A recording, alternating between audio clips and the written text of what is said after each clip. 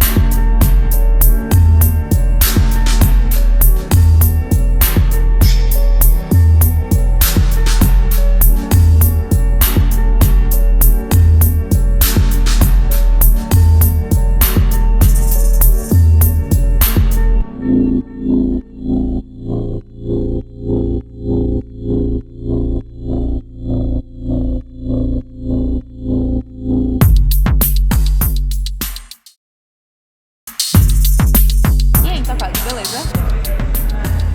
Estamos aqui na Starbucks de novo, só que a gente está hoje na Fourth Howard. O vídeo vai ser um pouquinho diferente. A gente vai aparecer, né, dessa vez. A gente vai comentar coisas pra vocês que a gente acha que são pertinentes, que a gente acha que vai ajudar vocês. A gente nunca contou também como foi que o canal surgiu, então hoje é a oportunidade para falar isso pra vocês. Isso. E senta que lá vem a história. A ideia do Saratoga surgiu na época que a gente estava buscando muita coisa sobre Londres, como era a cidade, como era morar lá, e a gente acabou descobrindo alguns canais muito massas de brasileiros que moram em Londres no YouTube. Um deles é o Londres na Lata. Assistam, porque é muito bacana. Realmente, eles falam de vários aspectos de Londres. Isso. E o outro foi o vlog do Magrelo. E a gente acabou descobrindo outros canais também que não eram em Londres, que foi o do Vitor Liberato, do Testemunha Joe. E a gente pensou, poxa, não tem muita coisa em Recife falando sobre como é morar em Recife, o que tem de interessante pra fazer em Recife. A gente chegou a pesquisar pra ver se tinha algum, a gente não achou. E aí a gente começou a maturar a ideia e bater perna em Recife, procurando o que tinha de legal pra fazer e pra mostrar. E a gente foi percebendo que a gente queria mostrar um pouco de tudo sobre Recife no canal. Só que a gente saiu pra fazer alguns primeiros vídeos e percebeu que a gente curtia muito food trucks e cerveja artesanal. E a gente gostava de mostrar isso. Então o canal ficou muito focado nessa vibe. E esse foi o nosso surgimento. E no meio disso tudo aconteceram algumas coisas, que é o próximo assunto, né? Que trouxe a gente pra cá. Voltando um pouquinho, No meio de tudo, né? Isso. Tudo isso. Eu não sou de Recife e eu fui pra Recife pra trabalhar numa empresa chamada Hotworks, ou mais carinhosamente conhecida como TW. TW é uma empresa de tecnologia e ela surgiu nos Estados Unidos há muitos anos atrás. Ela foi criada por um cara chamado Roy Singham e nisso ela foi espalhando e chegou há 7 anos atrás no Brasil e há 4 anos ela foi pra Recife também. Nisso surgiu essa oportunidade de eu ir trabalhar lá.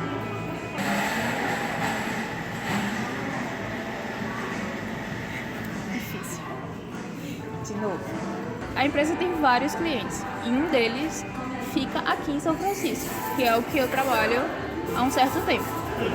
Nesse meio tempo, surgiu essa oportunidade da gente vir passar 6 meses aqui trabalhando junto com o cliente.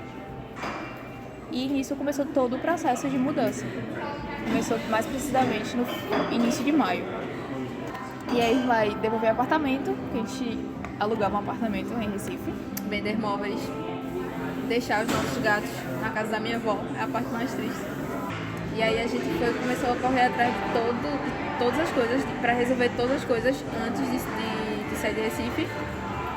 E dentre essas coisas, uma delas era o visto, né? Pra quem não sabe, pra vir pros Estados Unidos você tem alguns tipos de visto. E tudo depende do que você vem fazer nos Estados Unidos. Se você vier... Pra tirar o visto correto. Como eu trabalhava na empresa há um pouco mais de um ano, quando eu fui dar entrada no processo do meu visto, e eu estava fazendo uma transferência entre a empresa, eu fui tirar o visto de trabalho, que é o visto de transferência, que é o L1. Para tirar o L1, você tem algumas regrinhas. A primeira é, você precisa dar pelo menos um ano na empresa. A segunda é, você precisa pagar uma taxa de $190. Quando você vai preencher um documento que se chama DS-160, que todo mundo que vai tirar o visto americano precisa preencher. A terceira é, no dia da entrevista você precisa pagar mais $500 de uma taxa de segurança, não sei o que é. E a quarta, para tirar esse tipo de visto você precisa ser um gerente, ter qualquer cargo de gerência ou ter um conhecimento especial. A pessoa que vai te entrevistar no dia vai te perguntar várias coisas e uma delas, e tudo que você for falar precisa coincidir para que você seja uma dessas duas coisas. A minha entrevista foi muito engraçada. O cara queria negar o meu visto, porque ele dizia que eu não me encaixava em nenhum dos dois, e no fim deu tudo certo. Então, o visto dela foi em Fevereiro. Então, já estava tudo resolvido, né? Já foi tudo resolvido com muita antecedência, e a questão era o meu visto. E também, por sorte, a gente já tinha tirado o passaporte e na época que a gente tirou o passaporte, ele estava chegando bem rápido, foi coisa de 15 dias, eu acho. Para você tirar o visto, você precisa ter um passaporte e a taxa do passaporte é R$254 e dura 10 anos. Como a gente não é casada, eu não teria como ter o L2, que é o visto do cônjuge do L1. Logo, eu teria que tirar o visto como turista, né? Pra vir pra cá como turista. E foi o que a gente fez. Esse é o segundo tipo de visto. Se chama B1, B2. Que é o visto pra turista. Isso. O B1 é um visto para negócios e acadêmicos.